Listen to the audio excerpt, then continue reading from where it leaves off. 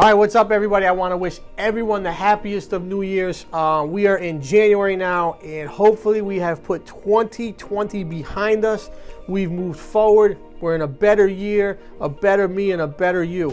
So, guys, what we're looking to do is just really tackle all the different things that are going on right now in the markets. The market is still really strong. Demand at highs, rates at record lows, and what we have is supply at all-time record lows here in Massachusetts and Rhode Island. So what we're looking to do is get this in front of as many of our previous homeowners that may be looking to sell.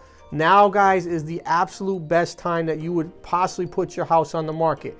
If you don't have to go buy another house, if you're moving out of state, if you own investment properties and you have headaches at these properties, or the valuation and your equity is so big that you want to take advantage, there's no better time than now. So we just want to really get this out there and reiterate the message that the market is strong, demand is high, supply is low, and interest rates are giving buyers the purchasing power they haven't had in a really long time. On the office front, we wanted to comment on right now we're at 8 offices, just opened our Connecticut office within the last few months.